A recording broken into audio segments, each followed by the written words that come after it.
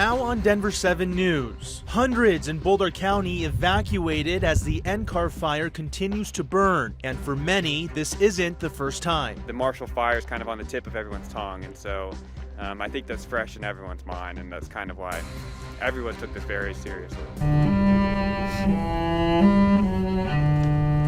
Plus, Ukrainians in Colorado remembering those killed in the war. Who would do that? You know, you're killing these people all over again. Let them rest in peace. How they're honoring those lost from conflicts past and present.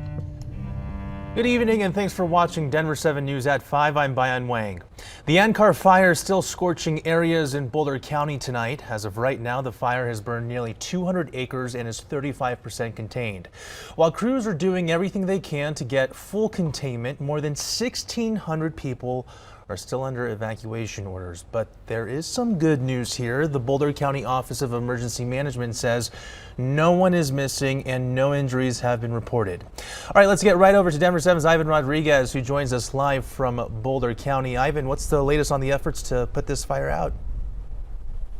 Well, we just heard from the incident commander, and he tells us today was a good day, and that's directly correlated to the increase in containment and the fact that no structures have been lost. Behind me, you can see that burn scar, and behind that, you can still see some smoke out in the distance. We're told approximately 150 firefighters and 30 agencies have been helping contain the NCAR fire, which has burned 189 acres. For most of the afternoon, we've seen helicopters flying over the fire. The incident commander tells us they also have 2 single-engine air tankers, but the planes were not needed. With the weather cooling down today and the winds calming, firefighters are moving out of the phase where they consider homes to be directly threatened. We're looking hard with our mutual aid partners, with law enforcement, and with all the different agencies to get public back into their homes as quickly as we can. As of this morning, about 1,600 people are still under those evacuation orders. We're expecting another update to come Sunday evening with an update on those evacuations. Still no specific time on when that update's going to come. But again, everyone wants to get back into their homes and they're doing the best that they can. The progress that they've made on the containment directly, as they tell us, it's a direct effort of what they've seen on the ground trying to contain the NCAR fire. Live in Boulder, Ivan Rodriguez, Denver 7. Certainly a very remarkable effort. Ivan, thank you so much. All right, we want to bring in meteorologist Stacey Donaldson now for some perspective. Stacey, are conditions still favorable for high fire danger? Well, we did have some improvement today. Mother Nature was helping out, and our temperatures weren't quite as warm this afternoon, and the winds did die down quite a bit. So temperatures in the 70s for us today here for the Front Range. The winds, they're gusty for the eastern plains, but out here toward Boulder, not so much, between 5 and 10 miles an hour. And yesterday they were around 30 to 40 miles an hour for the afternoon as this fire was kicking up. Also, our humidity levels have gone up. They're between 20 and 40% here for the area. Yesterday, they were in the single digits and around 10%. So we had such low humidity that it was troublesome for this fire. As for the rest of tonight and tomorrow, it looks like it will remain dry, but we have high fire danger here south of Denver all the way down into southeastern Colorado. So this is where we're going to be watching for more fire activity in the next 24 hours. A red flag warning in effect from Castle Rock all the way down toward Pueblo for tomorrow. So we're going to keep a close eye on this area and also on the NCAR fire as it continues to burn. And Stacey, we know the warmer weather had plenty of people hitting the trails yesterday in the Table Mesa area, but we know for many the NCAR fire caught them off guard. Because of that, many trails are closed today. Here's a current look at the closures in the area around the NCAR fire. As you can see, they line up with the current evacuation orders in the area. Now, for many, the sight of thick white smoke brought back traumatizing memories of the Marshall fire that ripped through the Boulder County area about 4 months ago. But as Denver 7's Christian Lopez tells us, the county was actually better prepared this time. Not again, it's just too soon, we've had one in December, now March. It's a story all too familiar for some. Elliot Bloom was one of the thousands in Boulder forced out by another wildfire. But as much as you try to get ready, have your box ready, have your stuff ready for the fire, it's just, you never know what to take, and you're never always prepared, all the way prepared. The NCAR fire sparking just miles away from where flames tore through more than 1,000 homes 3 months ago. The Marshall fire is kind of on the tip of everyone's tongue, and so I think that's fresh in everyone's mind, and that's kind of why everyone took this very seriously. Crews say this time around, good preparation and planning played a key role. During a press conference Sunday, officials said this has all been a group effort. Hundreds of firefighters from several different agencies have been coming together to battle this fire and protect all of these homes. One of the things that we learned from the Marshall Fire was how to rapidly escalate and integrate multiple agencies and get them to work together. And I think we had a much more seamless process on this one. We continue to learn from every one of these fires, and we certainly saw an improvement. It's very comforting to know that we have this much help around us. While he's thankful to have a place to stay for the time being, his concerns haven't gone away. Until I can get home and get settled, it's just, you're kind of on edge. It's just how it is. In Boulder, Christian Lopez, Denver 7. And those are some very valid concerns, Christian. Thank you.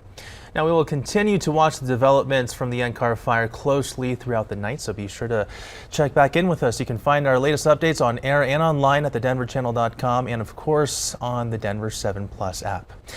Now to Ukraine. Russian missiles damaged one of Europe's largest Holocaust memorials at the beginning of this month. The Babi Yar Memorial sits at the site of the Babi Yar massacre in World War II, where Nazi troops murdered more than 30,000 Ukrainian Jewish people. Today, local Ukrainians and others gathered at Denver's Babi Yar Memorial Park to remember those lost in the war. Here's Denver 7's Patrick Perez.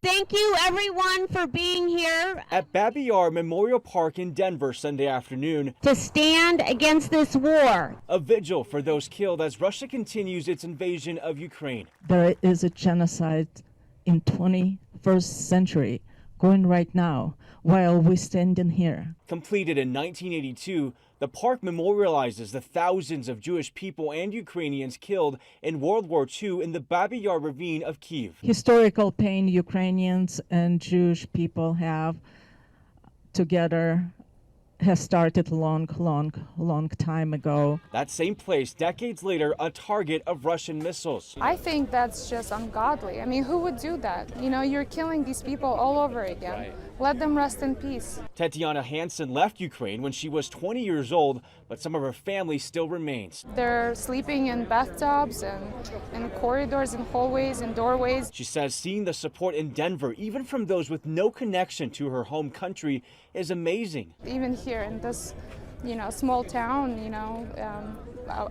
on the other side of the world, there's still people supporting them. And that's a reason District 4 Council member Kendra Black helped organize Sunday's event, to give those who feel helpless a chance to show up. I think a lot of Americans want to help support Ukraine and they don't know what to do, and I think these kinds of gatherings are really important for people to come together and connect and actually learn ways that they can help people. Now this park, known to commemorate the victims of one tragedy, has sadly found another purpose. Patrick Perez, Denver 7. Patrick, thank you. Now, over in Ukraine, Russian and Ukrainian officials have agreed to meet in person for peace talks. Those will take place in Turkey later this week.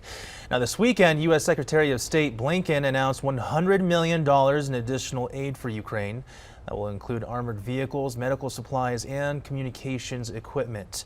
All of this comes after President Biden gave a speech in Poland yesterday, but the president is being criticized for saying, "For God's sake, this man cannot remain in power," during the speech. The White House claims the president was not calling for regime change in Russia. The White House made the point last night that, quite simply, President Putin cannot be empowered to wage war or engage in aggression against Ukraine or anyone else. And that's the explanation they had. All right, so far the Kremlin has not responded to President Biden's remark. Here in Denver, most city and county offices will be closed tomorrow. That's because Denver observes Cesar Chavez Day on the last Monday of March. Now, the actual holiday and when the federal government observes it will be on Thursday the 31st, which is Cesar Chavez's birthday. Still to come, tonight's the night for the stars to shine bright. We have a preview of the 94th Annual Academy Awards. Plus, when it comes to the big show, all bets are off. Now, literally, why Colorado won't let you place a wager on the Oscars.